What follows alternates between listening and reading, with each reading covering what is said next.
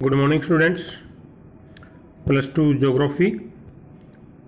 हम लेसन कर रहे थे मानव बस्तियाँ। हमारी फर्स्ट बुक है मानव भूगोल के मूल सिद्धांत। उसका जो हमारा लेसन था मानव बस्तियाँ वो हम कर चुके हैं भाई। अब है सेकंड बुक भारत लोग अर्थव्यवस्था। भारत लोग और अर्थव्यवस्था इसी यूनिट का, इसी बुक का लेसन है ये मानव बस्ती। अब तक हमने जो फर्स्ट बुक का मानव बस्ती किया था लेसन, उसमें हमने बस्तियों के आकार के आधार पर प्रकार पढ़े, नगरों को कैसे बनाया हमने, क्या व्याख्या दी नगरों को, वो चीज़ें पढ़ी। अब हम बात करेंगे मानव बस्तियों की और नगरों का वर्गीकरण करेंगे और नगरों की जनसंख्या के बारे में पढ़ेंगे। तो सबसे पहले है नगरों का वर्गीकरण। भारतीय इतिहासकारों में भारत के नगरों को 3 वर्गों में बांटा है। पहले हैं प्राचीन नगर, दूसरे मध्यकालीन नगर और नंबर 3 आधुनिक नगर। भारतीय नगरों की जनसंख्या अगर हम देखें तो 2011 में कुल नगरीय जनसंख्या 37 करोड़ थी, जो हमारी आबादी का 31.2% है।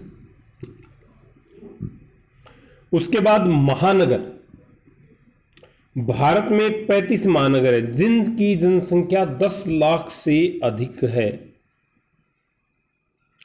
मुंबई भारत का सबसे बड़ा नगर है जिसकी जनसंख्या 164 लाख है। अब बात करते हैं हम भारतीय में पाई जाने वाली ग्रामीण बस्तियों के प्रकार के बारे में। तो भारत में मुख्यतः केंद्रीकृत बस्तियां, अर्धगुच्छित बस्तियां, पूर्वे वाली बस्तियां या प्रक्षिप्त बस्तियां पाई जाती हैं। केंद्रीकृत बस्तियां वे बस्तियां हैं जहां घरों को 2 कतारों की संकरी तंग गलियां आपस में जोड़ के रखती हैं। घर जो है पास पास बने हुए होते हैं, उनकी दीवारें एक दूसरे के साथ सटी हुई होती। जो आज आप देख रहे हो आपके गांव में जो मकान जिस प्रकार से बने, ये ग्रामीण बस्तियां आपके सामने इसका प्रैक्टिकल मौजूद है। एक छत से दूसरी छत पे आप एक दूसरे से मिल सकते हो, छतों से दीवारें एक दूसरे के साथ टच हुई हैं, ये गुच्छित बस्तियां कहलाती है। एक गुच्छे के तौर में एक दूसरे से कहीं भी कोई गैप न हो, एक ग्रुप के तौर पर रहना, ये गुच्छित बस्तियां कहलाती हैं। उसके बाद है अर्धगुच्छित बस्तियां।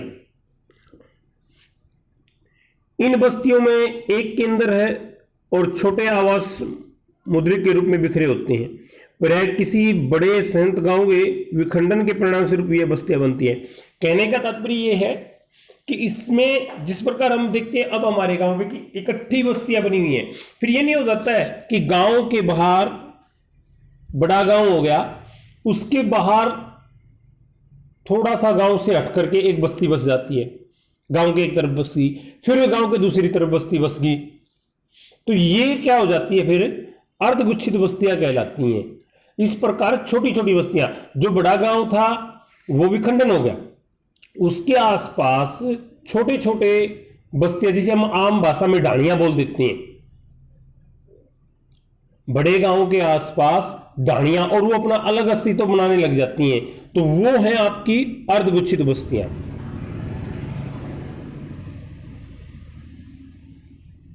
उसके बाद पूर्वे बस्तियां,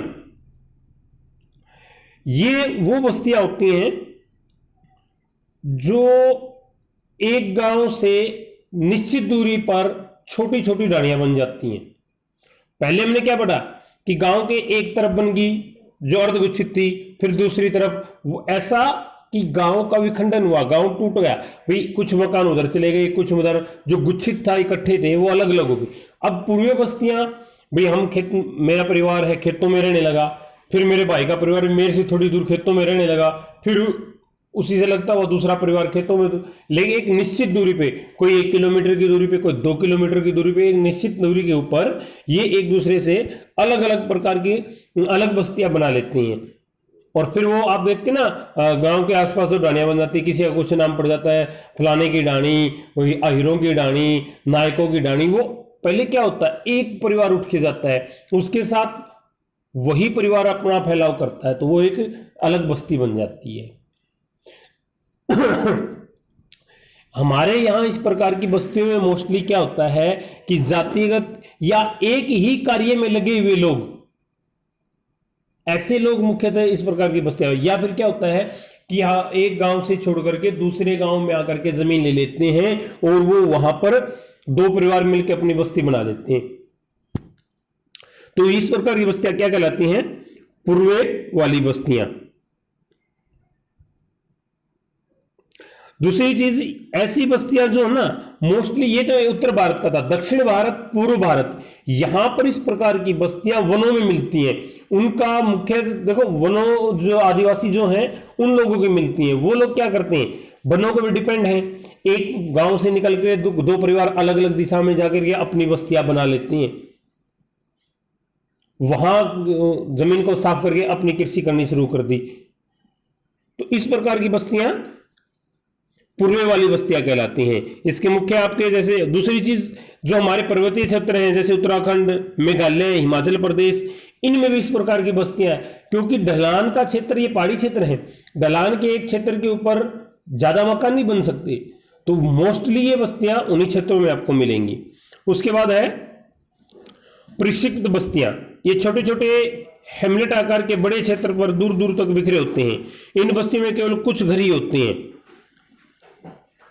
ये मुख्यतः क्या होता है कि जैसे अभी आपको मैंने पूर्व बस्ती में बताया, तो उसी के अंदर जो पहाड़ी क्षेत्र है, वहां चरागाहों की तलाश में लोग, जो नागरिक हैं, वो इधर उधर जाते रहते हैं और अपनी अलग अलग बस्तियां बना लेते हैं।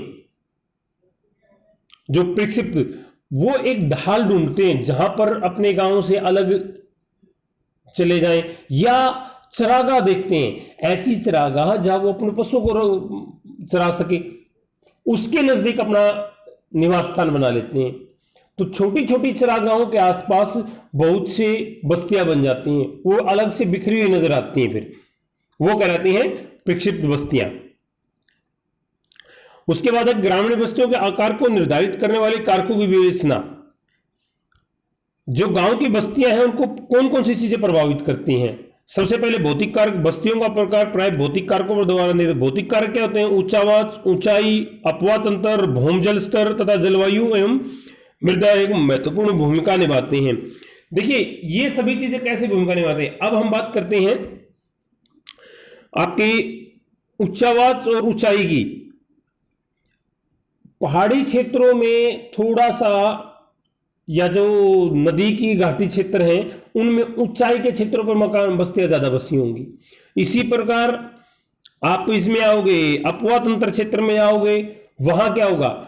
वहां पानी तो उपलब्ध है उनके पास, अपवात तंत्र में है वो, लेकिन पानी से जो नुकसान, बाढ़ की वजह से जो नुकसान होने वाला है उससे बचने के लिए वो ऐसे क्षेत्र में मकान बनाते हैं जहां जिस क्षेत्र पर बाढ़ का प्रभाव कम से कम हो।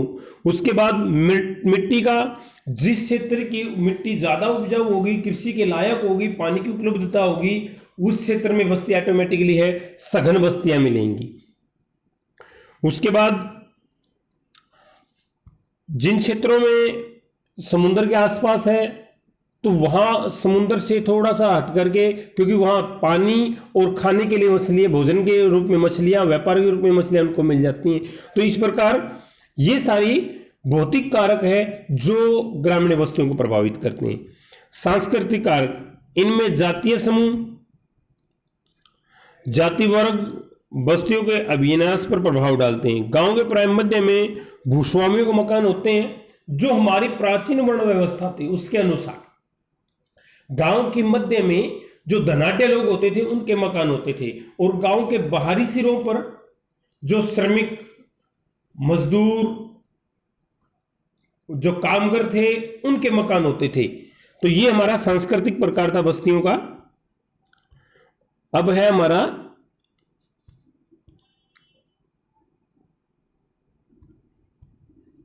इसके बाद, ये फोटो मैं दोबारा भेज दूंगा अभी आपके पास, इसमें क्लियर नहीं आ रहा है।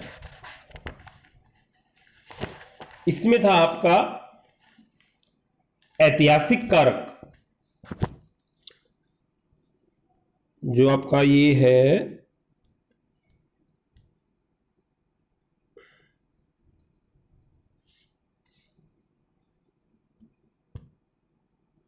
ये जो दिखाई दे रहा है ये था आपका ऐतिहासिक कारक। ये जो यहां है ये ऐतिहासिक कारक है भाई। ऐतिहासिक कारक में क्या है? ऐतिहासिक कारक में बाहरी आक्रमण होते रहे, इन आक्रमणों से बचने के लिए प्राय संहित बस्तियां पाई जाती थी। लुटेरों से सुरक्षा पाने के लिए, कहने का तात्पर्य वे इस प्रकार की बस्तियां बनाती थी जिसको चारों तरफ से सुरक्षित किया जाए। कहने का तात्पर्य ये जो हमारे किले होते थे उनके अंदर की बस्तियों के बारे में यहां कहा गया है। तो वो क्या होते थे? किले के चारों तरफ, किले के अंदर पूरी बस्ती बनाई जाती थी। इतना बड़ा किला बनाया जाता कि पूरी बस्ती उसके अंदर निहित रहे। क्यों बनाए जाते थे? ताकि वो बाहर से, बाहरी आक्रमणकारियों से, जंगली जीव जंतुओं से, लुटेरों से सुरक्षित रहें। इन चीजों को ध्यान में रख करके, उसके साथ साथ कुछ ऐसा भी था कि ऐतिहासिक कारकों से बस्तियों को प्रकार में चेंज हुआ। ऐतिहासिक बस्तियां हैं ये जो किलों के चारों तरफ बनी हुई हैं। किले के आसपास सैनिकों की छावनियां बनी हुई हैं सुरक्षा के आधार पर। तो इस प्रकार हमारी ग्रामीण बस्तियों के प्रकार बने। उसके बाद है नगर से क्या अभिप्राय है? स्वतंत्रता के बाद भारत में नगरीकरण स्तर की परख कीजिए।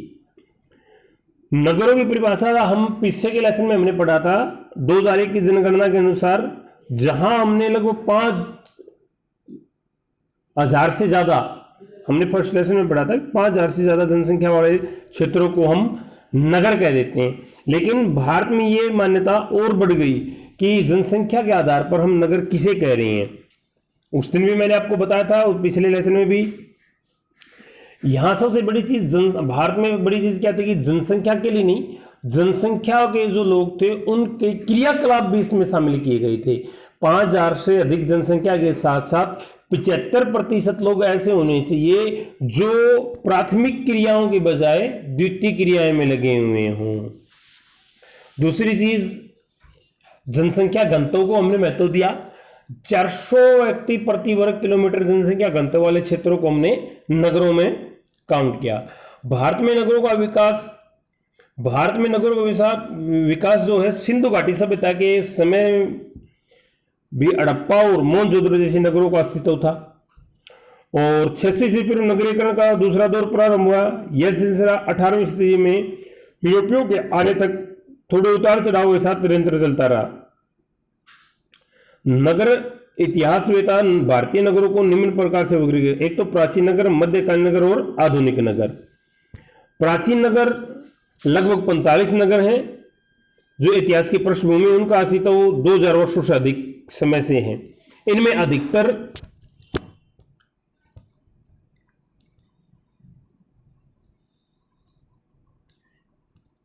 ये प्राचीन नगर, ये आपका मध्यकालीन नगर और ये आपका आधुनिक नगर भी। प्राचीन नगर 45 नगर हैं, उनका अस्तित्व 2000 वर्षों से है। इनमें से अधिकतर का विकास धार्मिक और सांस्कृतिक केंद्रों के रूप में हुआ। जैसे आपका पाटलिपुत्र हो गया, वाराणसी हो गया, अयोध्या हो गया, प्रयागराज हो गया, पटना, मथुरा, मदुरई, ये जितने भी हैं हमारे या तो धार्मिक आधार पे हैं या सांस्कृतिक आधार पर नगरों का इनका, ये सारे के सारे प्राचीन नगरों में काउंट होते हैं हमारे। मध्यकालीन नगर लगभग 101। वर्तमान नगरों का विकास मध्यकाल में हुआ था। इनमें अधिकतर दुर्ग हैं जो पहले से ही विद्यमान नगरों के खंडरों से उभरे हैं। इनमें कुछ प्रसिद्ध नगर दिल्ली, हैदराबाद, जयपुर, लखनऊ और आगरा और नागपुर हैं। ये मध्यकालीन नगर थे जब हमने किलों के अंदर अपने नगर बसाने शुरू किए थे। ये वो समय था मध्यकालीन। उसके बाद आधुनिक नगर, जब अंग्रेज भारत में आ गए तो उन्होंने अन्य यूरोपियों ने भी नगरीय परिदृश्य को बदल दिया। बाहरी शक्तियों के रूप में इन्होंने पहल तटीय स्थानों पर अपने पैर जमाए। उसके बाद सबसे पहले कुछ व्यापारिक पत्तनों जैसे सूरत, दमन, गोवा, पंडुचेरी आदि का विकास किया। बाद में अंग्रेजों ने 3 प्रमुख केंद्रों मुंबई, चेन्नई, मद्रास और कोलकाता इनमें अपनी सत्ता को मजबूत किया। उन्होंने इन नगरों का निर्माण अंग्रेजी स्थापना कला के अनुसार किया था। अंग्रेजों ने प्रत्यक्ष रूप से या बाह्य रूप से नियंत्रण द्वारा देशी रियासतों पर अपना आधिपत्य बड़ी तेजी से स्थापित किया और इसी के दम पर उन्होंने अपने नगरों को यूरोपीय ढंग से बनाना शुरू किया। इसी दौरान उन्होंने प्रशासनिक केंद्रों, पर्यटन स्थलों के रूप में पर्वतीय नगरों का विकास किया था। पहले से विद्यमान नगरों में सिविल लाइन, प्रशासनिक और छावनी क्षेत्र छोड़ दिए। भारत में आधुनिक उद्योग पर आधारित नगर